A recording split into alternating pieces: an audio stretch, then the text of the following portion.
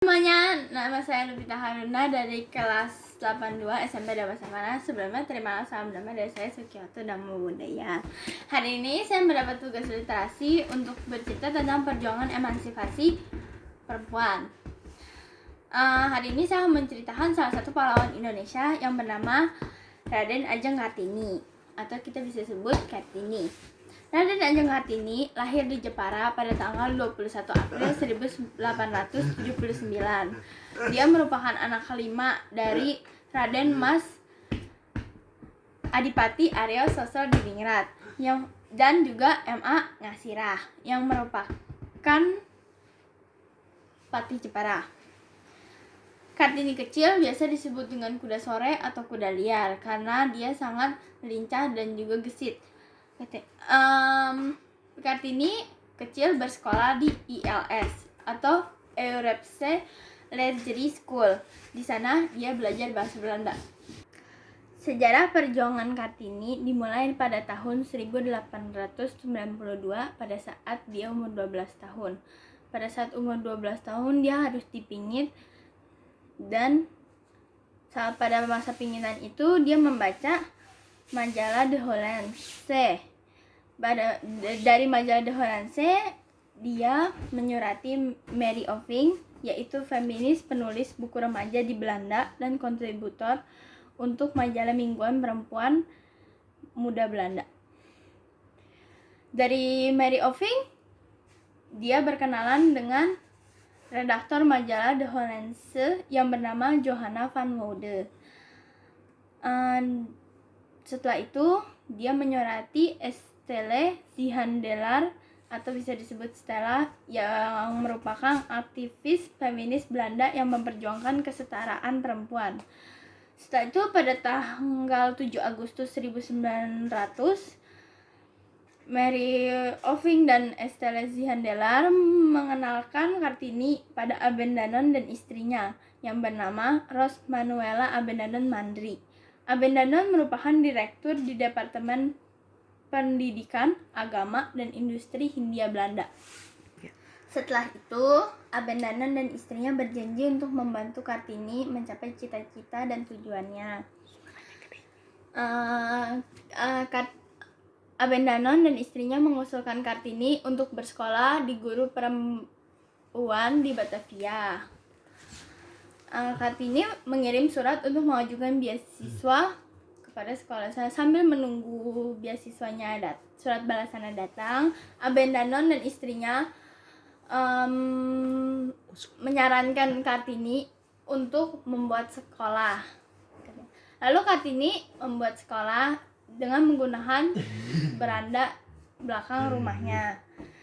Sekolah itu dibuka 4 hari dalam seminggu pada pukul 8 pagi hingga 12.30 siang. Di sana Kartini mengajar membaca, menulis, menggambar, memasak, merenda, menjahit, kerajinan tangan, serta pelajaran budi pekerti pada wanita-wanita yang menjadi muridnya. Setelah surat balasan untuk beasiswanya datang dan ternyata dia berhasil diterima,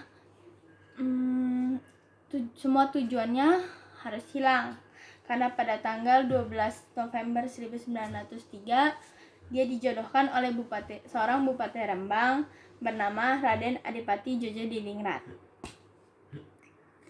R.A. Kartini sebelumnya sempat tertekan karena bingung antara memilih cita-citanya atau membahagiakan kedua orang tuanya. Dan pada akhirnya dia berkata kepada ayahnya dia akan menikahi Djodjodiningrat jika Djodjodiningrat mampu memenuhi syarat-syaratnya, yaitu dia diperbolehkan membuka sekolah dan mengajar putra-putri pejabat Rembang. Serta untuk upacara pernikahannya dia tidak mau ada beberapa adat yang dia anggap tidak dibutuhkan. Dan karena Djodjodiningrat merupakan dikenal sebagai bupati yang progresif dan berpendidikan modern, dia mampu memenuhi syarat Kartini. Setelah menikah, R.A. Kartini tidak berhenti sampai di situ saja. Ia tetap mengajar putri-putri dari pejabat Rembang Dan setelah sukses, ia berhasil mendirikan sebuah sekolah di Rembang, Semarang, dan kota-kota lainnya. Pada tanggal 13 September 1904, R.A. Kartini melahirkan seorang putra bernama Raden Mas Susalit Jojo Diningrat pada pukul 9:30 malam. 4 hari setelah melahirkan, tepatnya pada tanggal 17 September 1904, Kartini merasa perutnya tegang, dan itu diketahui akibat luka ketika ia melahirkan. Dan setelah setengah jam, ia pun menghembuskan nafas terakhirnya. Ia dimakamkan di Desa Bulu, Kecamatan Bulu, Kota Rembang. Tidak sampai di situ saja, Abenailen dan istrinya mengumpulkan surat-surat yang Kartini kirimkan kepada teman-temannya dan juga untuk dirinya, lalu dibukukan menjadi sebuah buku yang berjudul Dur Duisternis tot Licht, yang artinya dari kegelapan menuju cahaya, yang diterbitkan dalam bahasa Belanda pada tahun 1911.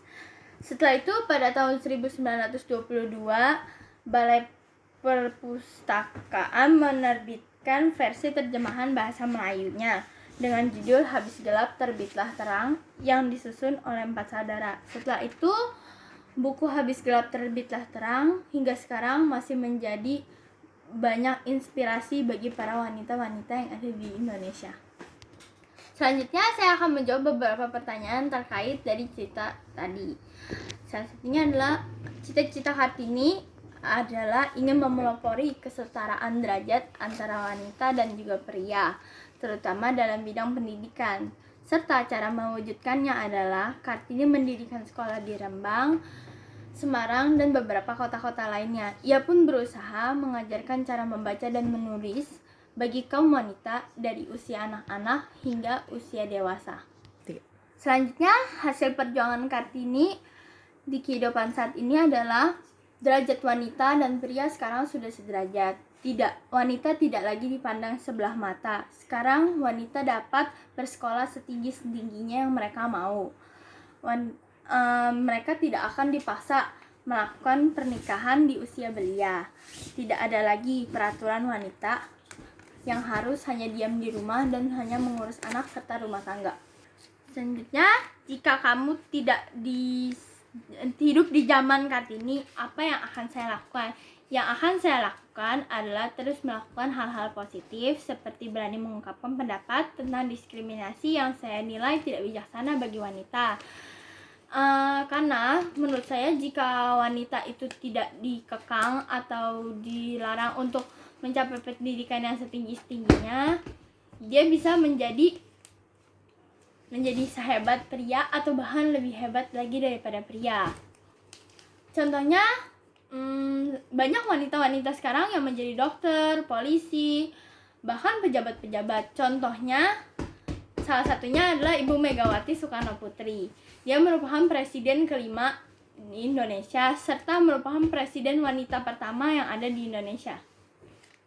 Selanjutnya, bentuk yang terakhir adalah bentuk terima kasih saya kepada R.A. Kartini. Bentuk terima kasih saya akan terus belajar dengan giat dan rajin agar bisa menjadi wanita yang tangguh dan berprestasi serta membanggakan bangsa-bangsa Indonesia. Serta saya akan pantang menyerah dalam menggapai cita-cita saya sehingga saya bisa membanggakan semua orang tua saya dan juga menjadi wanita yang hebat di mata dunia. Sekian, terima kasih bagi saya. Sekian, Namo Buddhaya.